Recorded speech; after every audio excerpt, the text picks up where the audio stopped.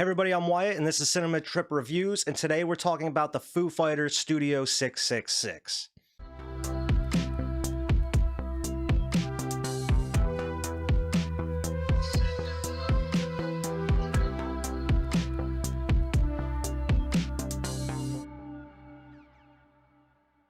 All right, so just kind of hopping into the review right here. I got to see this movie the other day.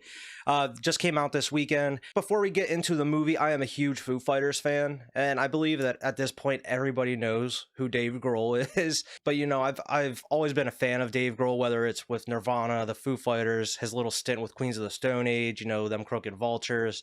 Dave Grohl is such a busy man. He has documentaries that are out there, about like Sound City. Great stuff. Pretty much, I can recommend anything that Dave Grohl puts out. But I was pretty surprised, when they announced, that they were going to be coming out with a horror movie, starring the Foo Fighters. They're playing themselves. I mean, if you just watch the trailer, pretty much the Foo Fighters want to record a new album, their 10th album, and they want to do something different with it, something they haven't done before. So they go and record in this house, and as it's haunted. Dave Grohl gets possessed by a demon. He ends up killing all of his bandmates, and it starts a whole thing. I'm not going to do like any kind of spoiler cover, or anything like this. It's just a basic review. I love this movie. I loved it because it's so cheesy and it doesn't take itself so seriously at all. It's very goofy and funny. I was laughing throughout this whole movie. I mean, there's a couple spots in it that I wouldn't say cringe. It's just there's a couple of jokes that just don't hit right throughout the course of the movie. But overall, it's very funny. It was a lot raunchier than I expected it to be. There's F-bombs dropped like every 30 seconds, it seems. There's nothing wrong with that. It was just a lot raunchier than I expected. And if you're a fan of horror and you're a fan of gore, tons of it. There's buckets and buckets and buckets of blood in this movie. Tons of cool kills. And what's really cool is they did a lot of practical effects when it comes to the kills. So there's a couple gnarly ones in there for a lot of the, gore freaks when it comes to horror movies. But I think the only thing that holds it down, because I think if you're not a Foo Fighters fan, or if you're not a fan of Dave Grohl or anything like that, or if you haven't seen any of their videos, because it's kind of, if you have a history of watching the Foo Fighters videos, they like to dress up and, make funny videos every now and then. If you're not a fan of that, their type of humor or just them in general, I don't know if you're really going to like this movie as much, but I thought it was really cool. I think the only problem with me, though, is it kind of overstayed its welcome. There's a point in the movie where you expect it to end, and then it kind of just drags on for another 20 or so minutes. I think there's just a spot they could have ended it and it would have been a nice little wrap up, but they just kind of went a little overboard. It kind of overstayed its welcome, because by the end I'm just like, all right, come on, let's go, because it's not a movie where you really need a lot.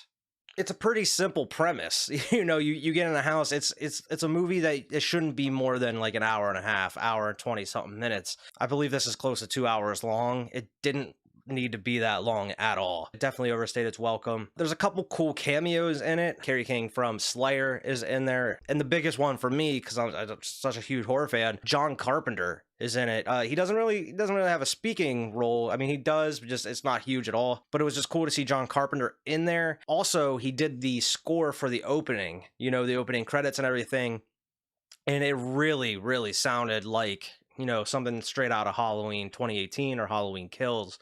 It just has that sound with it, because John Carpenter he makes music with like his kid and someone else as well.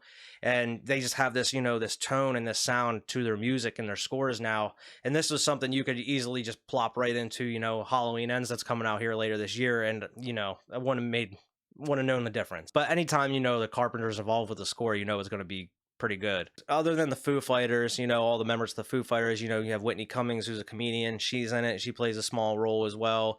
Will Forte, MacGruber from Saturday Night Live, and he's in some other stuff as well. He has a little bit of a cameo in it. Jeff Garlin from Curb Your Enthusiasm, he's a comedian as well, and he was on the Goldbergs. He plays like I don't know if it's their manager, just the guy that's in charge of like their record label and stuff that's trying to get them to make the album, but he's in there as well. He plays a kind of a bigger role than I expected in this. I just thought it was going to be a kind of a cameo, but overall this was actually a pretty entertaining movie throughout. It had a lot of funny jokes in it going out, because the Foo Fighters been together for so long. You have that that dynamic and you have that bond between them where, you know, it's so natural, you know, kind of going off of each other. And from what I saw, Dave Grohl, he mentioned that Taylor Hawkins, the drummer, he didn't even pay attention to the script, so pretty much he was just ad-libbing the whole movie. So whenever you see Taylor in this movie, that's authentic Taylor Hawkins. That's who, what you see is what you get. You know, Dave Grohl is fantastic in this. I mean, he's been in numerous stuff over the years, you know, like Pick a Destiny. He's been in a couple TV shows here and there.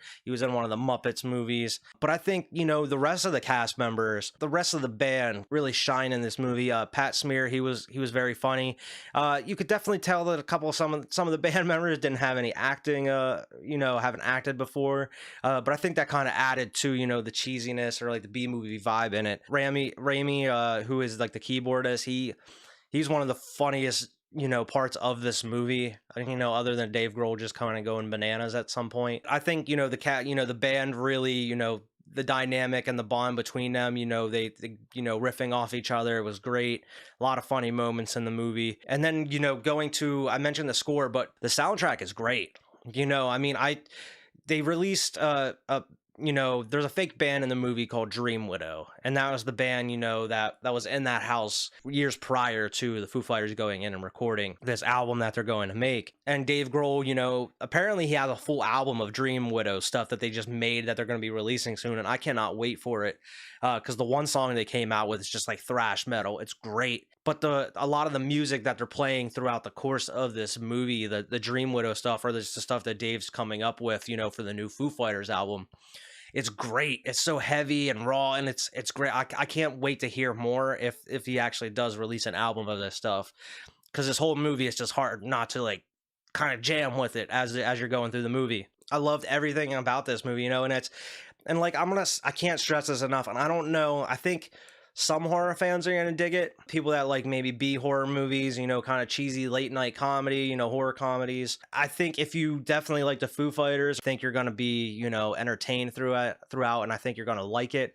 If you're not, you may not like this. You may want to skip it. You may think it's dumb, but I loved it, man. I cannot wait to scoop this movie on Blu-ray whenever it comes out. I can't wait to watch it again, to be honest. Just kind of see some other stuff that I missed. Now, I don't know if there's going to be like potential for a sequel at all, or it'd be interesting to see what they do as in terms of if they're just going to keep making like different like genres of movies. I don't know if there's any plans to do anything else after this. Be into seeing if the Foo Fighters kind of make their own little movie series of some sorts. But it was very interesting. I didn't really know what to expect, you know, based off the trailers. You know, I just thought it was going to be kind of a cheesy horror movie, but I came out of the theater, you know, wanting a little bit more, even though, like I mentioned, it did overstay its welcome, but it'd be interesting to kind of see them maybe do like a different genre or a different kind of horror movie instead of like a haunted house or a demonic type thing, maybe do like a slasher in some way. But they kind of incorporated a little bit of everything into this movie. If you watch it, you'll kind of see the point that I'm trying to make, because they kind of threw a little bit of everything across horror into this. I highly recommend this movie, you know, just as a horror fan, or just if you're, you know, a fan of the Foo Fighters or Dave Grohl in general. But yeah, this is just a short little review. I'm not trying to get into spoilers or get into the whole story as of right now. Maybe down the line, once everybody in the group saw it, maybe we could kind of do a full breakdown of the movie. But until then, make sure to like and subscribe. Make sure to check out all of the content across Waves 5 Media channel. We do have a new project that's in the works here. I can't really announce it as of yet, but if you're a superhero fan, you're definitely want to, you know, kind of tune in and see what we're cooking up for you here in the future. But until then, we are going to try to be having some reviews, you know, coming out consistently, if not every week, every other week. But until the next one here, see everybody later.